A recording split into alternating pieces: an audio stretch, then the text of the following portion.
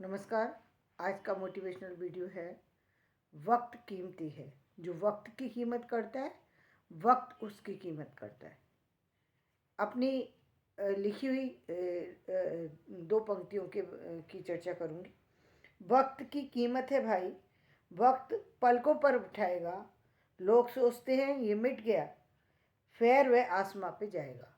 यानी सिर्फ संसार में यदि आप वक्त की कीमत करते हैं, मतलब आप अपने वक्त का सदुपयोग करते हैं, तो ये वक्त भी आपका सदुपयोग ही करेगा। जीवन में लोग कुछ भी समझें, लेकिन आपको एक दिन वो स्थान देगा जो आप सोच भी नहीं सकते।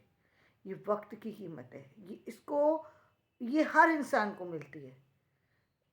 इसीलिए वक्त रहते व्यक्ति को संभल जाना चाहिए। तो संभलना कैसे चाहिए? प्रश्न आता है कि भाई संभले कैसे। प्रश्न तो यही है कि हम अपनी भावनाओं पे कंट्रोल कैसे करें।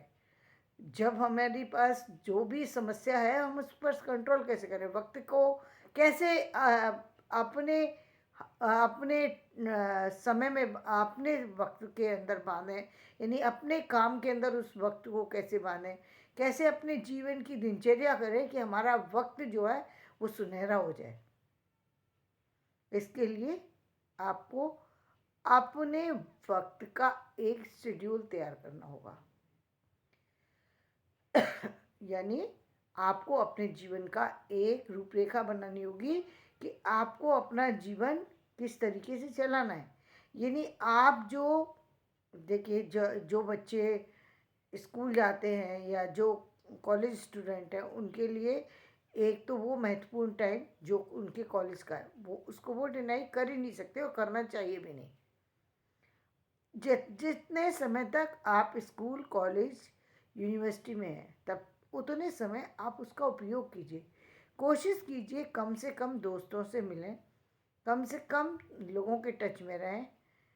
टच में रहें तो उन चीज़ों के टच में रहें, जैसे मान लीजिए आपके पास टाइम है, आपको अपना कोर्स कवर करना है, और कोर्स कवर करने के बाद ये जो आपको काम करना था, आपको मालूम है कि मुझे नोट्स बनाने, आपने नोट्स बनाए, एक निश्चित समय तक नोट्स बनाए, उसके बाद टाइम मिल रहा है आपको और कोई सेमिनार आपके सब्जेक्ट से रिलेटेड और आपको सुननी है, तो आप उस सेमिनार को सुनने जाइए।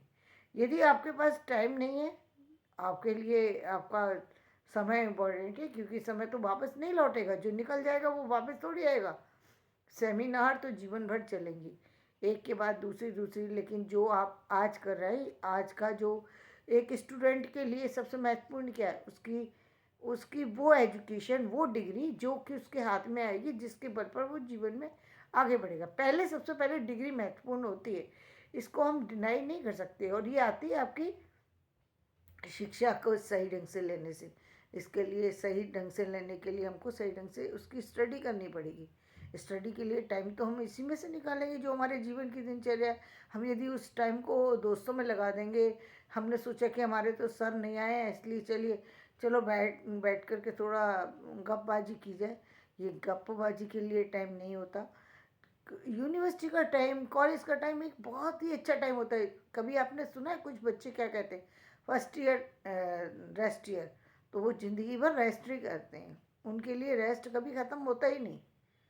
इस समय रेस्ट जिसने कर लिया वो ज़िंदगी भर रेस्ट करेगा, सारी ज़िंदगी, मतलब रेस्ट करेगा मतलब सारी ज़िंदगी वो परेशानी करे रहता रहेगा।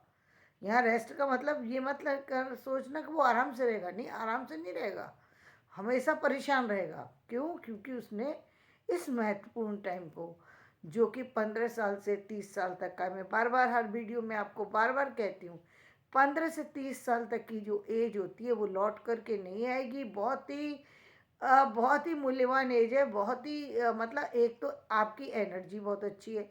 ज़्यादातर बच्चों को सपोर्ट मिलता है, अपने परिवार का सपोर्ट मिलता है, अपने टीचर्स का सपोर्ट मिलता है, अपने दोस्तों का सपोर्ट मिलता है, और अच्छी पुस्तकों का भी सपोर्ट मिलता है। यानी आपके पास वो टाइम होता है, वो गोल्डन टाइम होता है, जहाँ आप यूनिवर्सिटी के पुस्तकालय का लाभ उठा सकते हैं। यूनिवर्सिटी के पुस्तकालय को छोड़िए, यूनिवर्सिटी के कंप्यूटर का लाभ उठा सकते हैं, वहाँ से यदि आपके पास कंप्यूटर है तो बहुत अच्छी बात है, अपने कंप्यूटर से आप उन चीज़ों को कर सकते हैं, क्योंकि अपने कंप्यूटर में कई बार बच्चों के पास फाइनेंशियली इतनी वो नहीं होती, और यदि कनेक्शन लिया वो कनेक्शन, अब वैसे तो अभी काफ़ी फ्लेक्सिबल हो गया है, लेकिन फिर भी उसमें डेटा तो खर्च होता ही है। तो आप उन सुविधाओं का आप लाभ उठा सकते हैं। और दूसरी, जो हम ऑनलाइन एजुकेशन लेते हैं उसकी जो पकड़ है, और जो हमारी जो कहते हैं कि जो जो हमारी बुक से ली गई, जो हमारी बुक से जो हम रीडिंग करते हैं उसकी, और जो हम ऑनलाइन रीडिंग करते हैं उसकी, दोनों में बहुत ज़मीन और आसमान का अंतर है। आप एक चीज़ को कई बार पढ़ सकते हैं, और जब आपको वो कंप्लीट हो जाए तब आप उससे आगे बढ़ सकते हैं। और उसमें यदि आप वीडियो में बार बार कट करके देखेंगे तो वो पॉसिबल होता नहीं है। आपको कई बार पढ़ना है, यदि लंबा वीडियो है तो आपको कई बार उसको रीडिंग करनी पड़ेगी, जबकि आपको अपनी बुक से रीडिंग करने में आसानी होती है। आपको पता होता है कि भाई मुझे इतनी बुक कंप्लीट करनी है। बुक कंप्लीट करने का मतलब ये नहीं है, कई बार क्या होता है कि हम लोग शब्दों पर ध्यान देते हैं कि हम एक, ये हम मैंने कई बार बताया कि एक पेज 3 मिनट में भी, जब आपको रीडिंग हैबिट हो जाएगी तो 3 मिनट में कंप्लीट कर लेंगे। जब तक रीडिंग हैबिट नहीं है, और जब तक आपको मतलब उसको ये सारे अर्थ नहीं समझ में आ रहे हैं, तब तक आपको थोड़ा लंबा टाइम लगता है। मिनिमम 10 से 12 मिनट लग जाते हैं। जब आपको समझ में नहीं आ रहा तो कई बार एक चीज़ को कई बार पढ़ना पड़ता है। ऐसा नहीं होता कि एक बार में पढ़ेंगे और आपको एक बार में समझ में आ जाए। जो आपकी एजुकेशन से रिलेटेड बुक है उसमें कई बार तो कुछ चीज़ें ऐसी होती हैं जहाँ हम 10 मिनट की बात कर रहे हैं, कई कई दिन लग जाते हैं एक पेज की। एक पेज वो नहीं समझ में आता, बाकी पूरी किताब समझ में आ गई, वो एक पेज पे व्यक्ति अटका हुआ है। कई बार बच्चे उस चीज़ को इग्नोर करके आगे बढ़ जाते हैं, यहाँ वो बहुत बड़ी गलती करते हैं। इसको इग्नोर किसी तरह से मत कीजिए। यदि आपको कोई चीज़ समझ में नहीं आ रही है, कितना अच्छी बात है यदि आप कॉलेज के टच में हैं, वहाँ के किसी प्रोफेसर, किसी गाइड से, किसी और लेक्चरार से उनसे मदद लीजिए, उनसे उस चीज़ का हल मांग लीजिए। कोई या हो सकता है आपका दोस्त हो, वो उस चीज़ का हल जानता हो, तो आपको विदिन ए मिनट समझा देगा। आप जिस चीज़ के लिए बहुत 12 घंटे 20 घंटे खर्च करते, वो हो सकता है आपको 10 मिनट में ही उस सारी चीज़ को समझा दें। तो ये एक महत्वपूर्ण बात हुई ना कि आपने वक्त की कीमत की, जो जिसमें आपको 24 से लेकर 40 घंटे तक देने पड़ सकते थे, वो चीज़ यदि आपको आधा घंटे में आ गई, 1 घंटे में आ गई, तो कितनी अच्छी बात है कि 4 दिन का 40 घंटे का कोर्स जो है वो आपने सिर्फ और सिर्फ आधा घंटे 1 घंटे में कंप्लीट कर लिया। तो ऐसी सुविधाएं कम मिलती हैं यूनिवर्सिटी में। दूसरी बात, इसके लिए, इस चीज़ को समझने के लिए आपका माइंड फ्रेश होना जरूरी है। यानी माइंड में और तरह तरह की बातों का होना होंगी तब आप नहीं कर सकते। तो ये एक टाइम ऐसा होता है जहाँ बहुत ज़्यादा बर्डन नहीं होता, बहुत ज़्यादा फैमिली नहीं होती है और चीज़ें नहीं होती, तो बहुत ज़्यादा चीज़ों के लिए बर्डन नहीं होता कि पैसे इतना होना ही चाहिए, इतनी चीज़ें मुझे, ये घर के लिए ये चीज़ चाहिए। जनरली ये चीज़ें नहीं होती। तो आपका माइंड जो है बिल्कुल प्योर है, और आप एक जगह उसको स्थिर करके अपनी एजुकेशन को बहुत ही अच्छी बना सकते हैं, अपने जीवन को बहुत अच्छे ढंग से संभाल सकते हैं। ये बहुत महत्वपूर्ण है। इसलिए इसमें किसी तरह की जो टाइम कहते हैं कि फैशन में लगा दिया, और वो सारी चीज़ें तो आप बाद में भी कर सकते हैं, बाद में भी कर सकते हैं, वो कहीं जाने वाली नहीं है। आपको फैशन का शौक है, वो फैशन कहीं जाएगा। आप नहीं, उतना तो व्यक्ति को हमेशा तैयार होना चाहिए कि आप ठीक लगें। लेकिन एक जो शिक्षा, एक शिक्षार्थी का जो कर्तव्य है वो पहले उसका शिक्षा है। यानी बहुत बहुत ज़्यादा आप मेकअप में पड़े हुए हैं, बहुत ज़्यादा बाहर की चीज़ों में पड़े हुए हैं। बाहर की चीज़ें आपको वैसे भी, ये मान लीजिए कि बाहर की चीज़ें आप पर आपका प्रभाव कुछ समय तक के लिए बनाती हैं। यानी बाहरी वस्त्र, बाहरी आकर्षण जो आपका आपका जो व्यक्तित्व का निर्माण करते हैं वो थोड़ी देर के लिए होता है, और जो आपके आंतरिक व्यक्तित्व का निर्माण है वो किसी भी व्यक्ति पर स्थायी प्रभाव बना करके चला जाता है। बेशक आपका शत्रु भी है, वो शत्रु भी पीठ पीछे जो है वो आपकी बड़ाई करने लगता है। क्यों करने लगता है? उसको मालूम होता है कि ये व्यक्ति है बहुत चतुर, चाहे है वो कैसा भी, लेकिन फलाना व्यक्ति है बहुत चतुर। ये चतुराई, समझदारी, आपकी कौशल की कला, ये सब जो निखर के आती है, जो आपका व्यक्तित्व निखर के का निर्माण होता है, आंतरिक व्यक्तित्व का निर्माण करना बहुत जरूरी है, जो कि 15 से 30 साल की एज में होता है। बाहरी व्यक्तित्व का निर्माण आप आगे पीछे कभी भी कर सकते हैं, जब आपके पास टाइम हो तब कर सकते हैं। वैसे बाहरी व्यक्तित्व बहुत ज़्यादा मायने भी नहीं रखता है उसके बाद। जब आप एक आंतरिक व्यक्तित्व की चमक जब आ जाती है व्यक्ति के अंदर, श्रेष्ठ, आप सब काम को कर सकते हैं, सब काम की आपके अंदर आपके व्यक्तित्व का निर्माण ही कुछ अलग तरीके से हो जाता है। तो आप खुद ही महसूस करते हैं कि सामने वाला आपको एक अलग तरीके से देखने लगता है, उसको देखने का नज़रिया आपकी तरफ एक अलग होता है।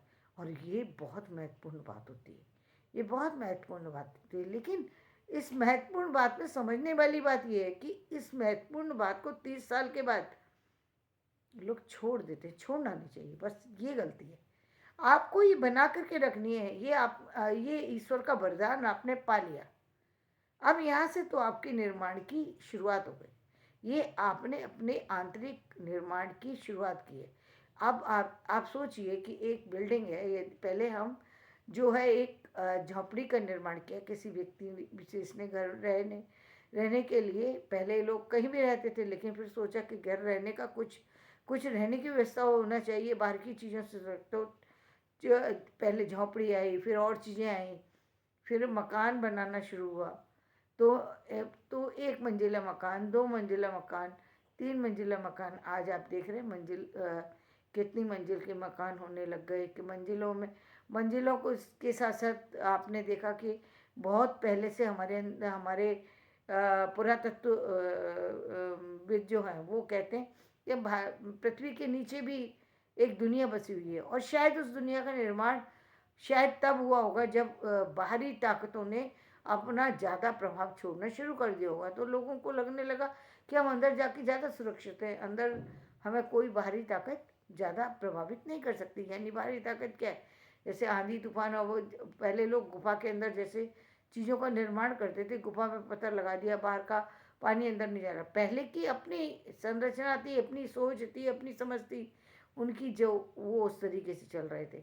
और अब की दुनिया है वो अलग तरीके की दुनिया है। अब लोग अलग तरीके से, तो ये आता कब है? जब ये कोई निर्माण की जो सोच डेवलप होती है, ये किससे होती है?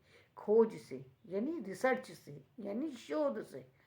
तो ये शोध का जब आपका एक एटीट्यूड बन जाता है, चीज़ों को खोजने का एक आपका तरीका आप जब इस तरीके के तरीके में आने आ जाते हैं, तो आप जो चीज़ पढ़ते हैं उसमें आपको कुछ नवीनता नज़र आ जाती है। जो चीज़ देखते हैं उसमें देखने का ढंग बदल जाता है। देखिए, बिल्डिंग तो वही है, एक व्यक्ति तो ये देखता है, सामने बिल्डिंग देखता है, वो चला जा रहा है, बिल्डिंग है, अच्छा शीशे की बनी है, अच्छा अच्छा अच्छा, बस वो निकल गया। एक व्यक्ति ऐसा है जो ध्यान दे रहा है कि ये बिल्डिंग जो है इस तरीके से बनी, ये इसमें ये, मतलब उसका सोचने का नज़रिया अलग है। एक एक इंजीनियर जा रहा है, वो दूसरी तरीके से सोच रहा है कि यदि, क्योंकि उसको मालूम है कि एक इसमें क्या चीज़ रह गई, क्या चीज़, तो यदि इसको ये ऐसे बना दिया जाता तो ये और नहीं होती, क्योंकि वो अपने हिसाब से सोच रहा है। तो एक आर्किटेक्चर है, वो अलग तरह से सोच रहा है। यानी आपके सोचने का तरीका जो है ना, वो रिसर्च वाला तब हो जाता है जब आप किसी बड़ी चीज़ के निर्माण में लग जाते हैं। तो अब आपकी सोच की जो परिधि है वो सीमित नहीं रहती, फिर आपकी सोच की सीमाएं जो हैं वो बदल जाती हैं। अब आप बड़ी बड़ी चीज़ों को सोचने लगते हैं। अब आपको छोटी चीज़ों में, अब आपको आप आपने देखा किसी जगह को, और आपको लगा कि अब जो लोग बहुत अच्छे जानकार हैं, वो यदि किसी भी चीज़ को देखें, यदि मान लें किसी बुक को ही देखेंगे, उनको ज़्यादा देखने की ज़रूरत नहीं है, वो एक बुक को एक नज़र मारी और कह देंगे अरे भाई ये बुक में कोई जान नहीं है, और एक बुक को उठाते गए, अरे वाह क्या बात है। क्यों कह देते हैं? क्यों? क्योंकि उनको उस चीज़ का जो है सब सारा अनुभव हो चुका है। अनुभव हो चुका है। वो अनुभव इसलिए हुआ क्योंकि उन्होंने दिन रात उस चीज़ की मेहनत की है।